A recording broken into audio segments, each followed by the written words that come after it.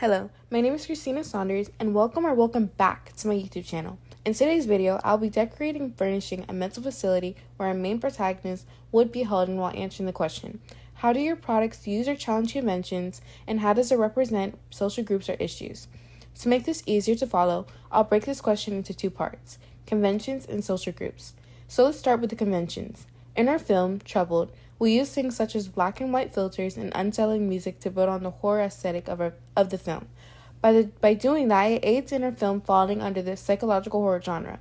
Although our movie opening was primarily psychological, we included aspects of kidnapping and disappearance mystery and disaster thriller genres. But let's focus on the biggest one, psychological horror. Typically, psychological horror movies include things such as relying on a character's fears and hidden truths, blurring the lines between reality and illusion, using mise-en-scène and location to add tension, etc. A prime example of this is The Shining, which came out in the 1980s. The Shining goes through different stages of a man losing his sanity.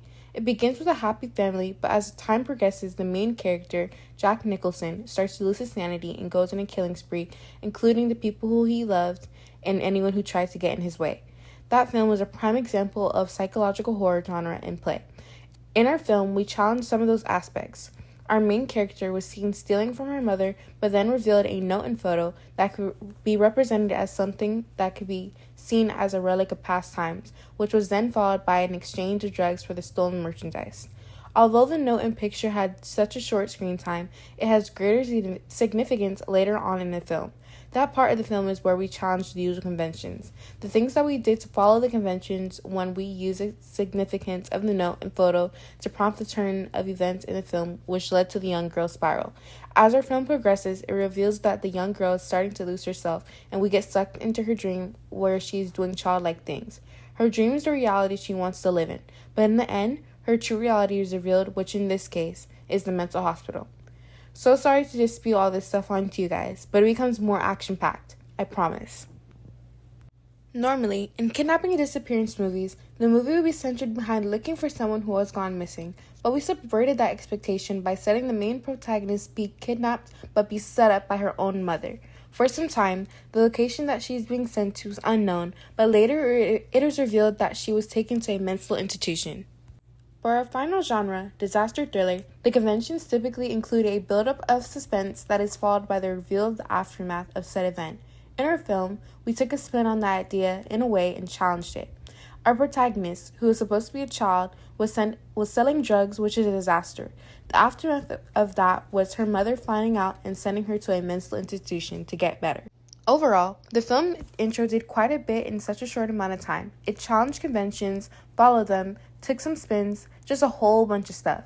But let's introduce something new, theorists. For our film, Stuart Hall's theory on representation gives meaning to the film, stands out greatly, and fits our film well. The photo and note above the mother's nightstand represents what life once used to be like for the girl and her mother. That representation adds to the idea that everything in that young girl's life has shifted. That adds meaning and further develops the plot of the film. But enough of that. Let us get to the part where some of you may relate to this film the best. Social groups or issues.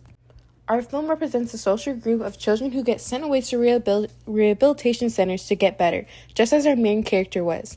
In our film, our main character is sent away by her mother due to the fact that she is going down the wrong path and the mother doesn't know what to do anymore. Sending her away is her last resort. In the real world, an example of one of those is the Anasazi Foundation. Teenagers aged 12 to 17 are thrown into the wilderness, forced to fend for themselves, solely because they don't listen to their parents, or if we're being realistic, because their parents can no longer handle them. Just like in our film, some kids were kidnapped and taken to the foundation if it was thought that they weren't going to comply and go willingly.